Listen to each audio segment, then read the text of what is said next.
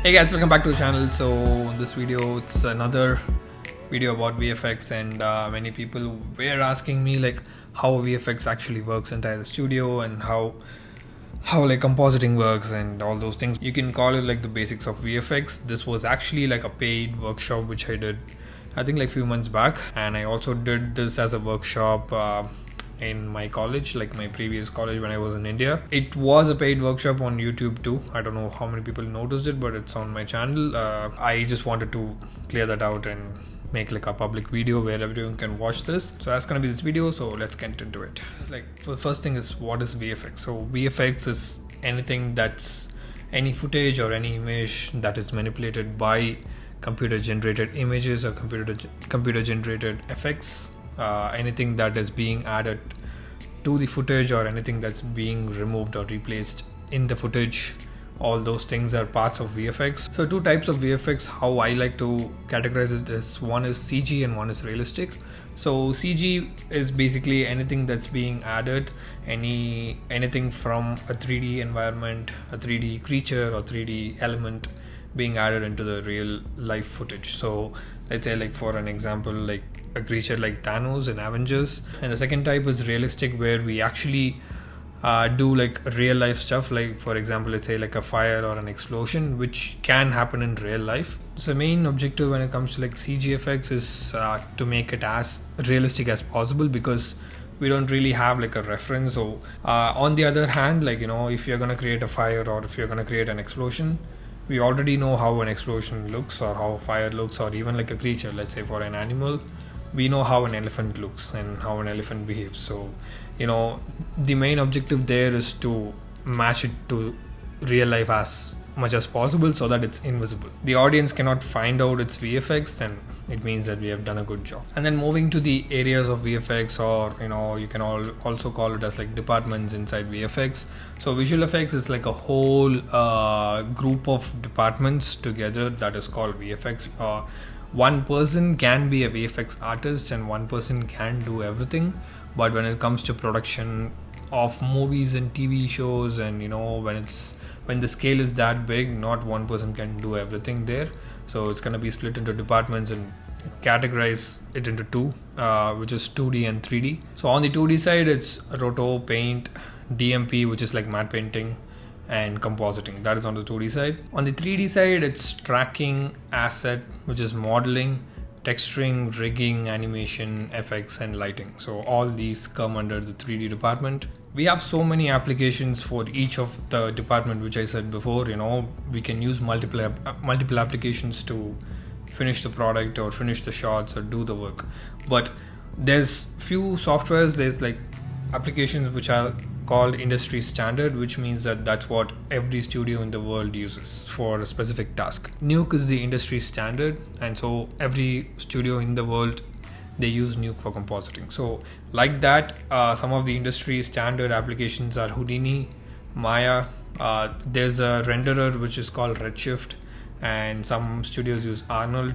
These are called renderers and rendering softwares, and they pretty much use Maya for lots of things, from modeling, rigging, animation, lighting too sometimes. And people also use Houdini for generating effects like fire, element, water, and all those things. And for some people also use Houdini for lighting. For match move, I think they use PF Track, and also for texturing they use ZBrush and Substance Painter, basically like a manager for shots. And Shot Grid is that tool which pretty much most of the studios use in the world. So when it comes to like skills needed for VFX, so it can also be said as like creative skills and technical skills. For example, if you're going to work as a FX artist, you're going to be working with Houdini every day, and Houdini is like a very, very technical software.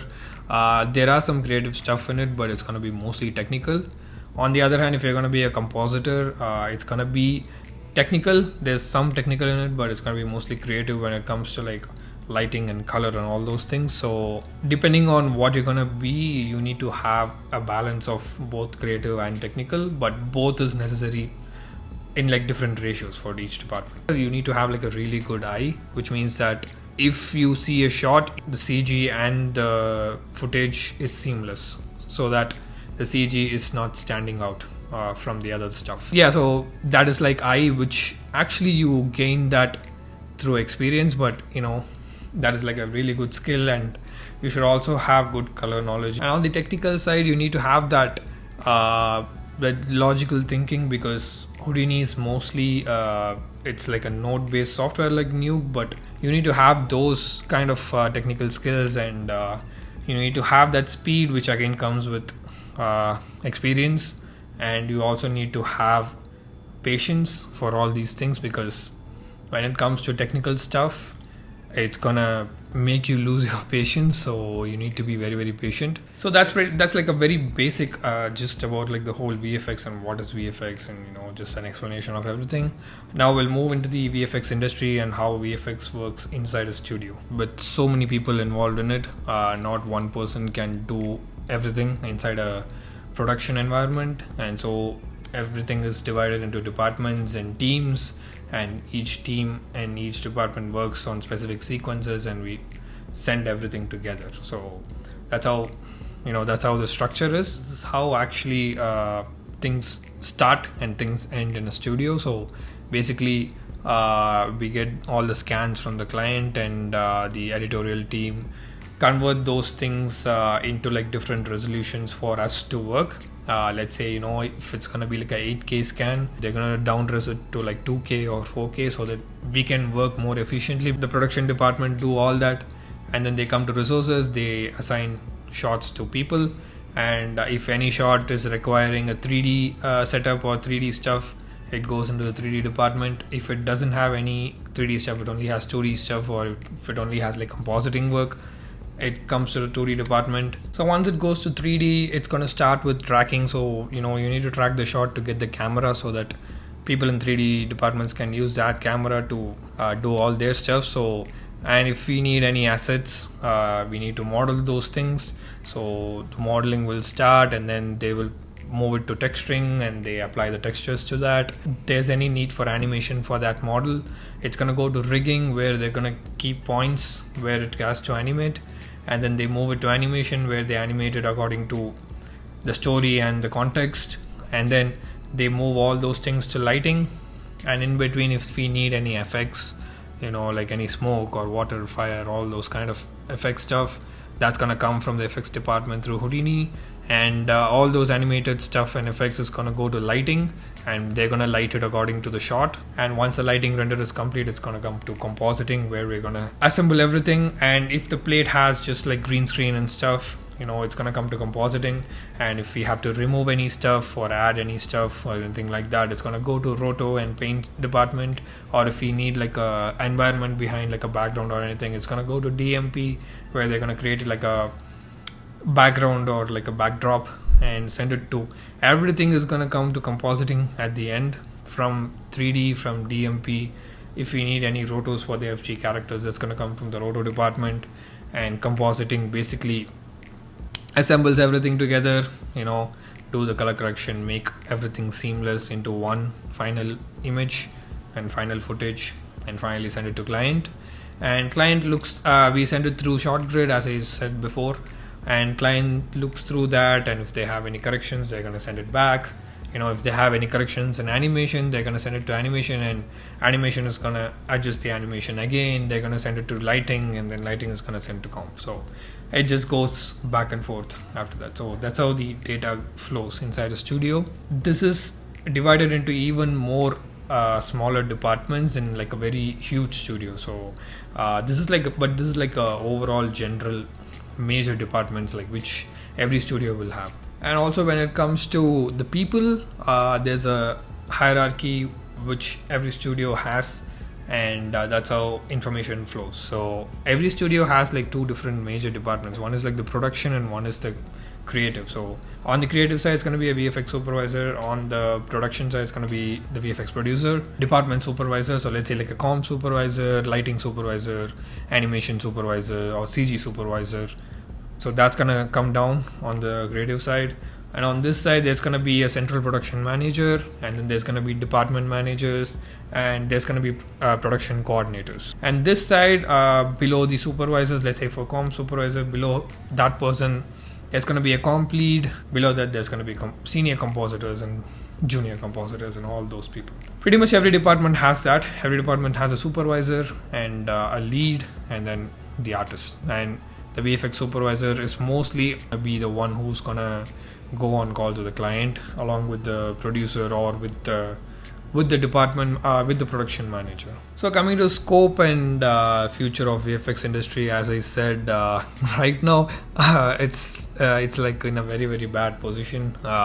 We have never seen this. Actually, I have never seen this before. So far I haven't been in the industry for a very, very long time, but I haven't seen or I haven't heard this like a strike or anything like that, or like a situation like this before.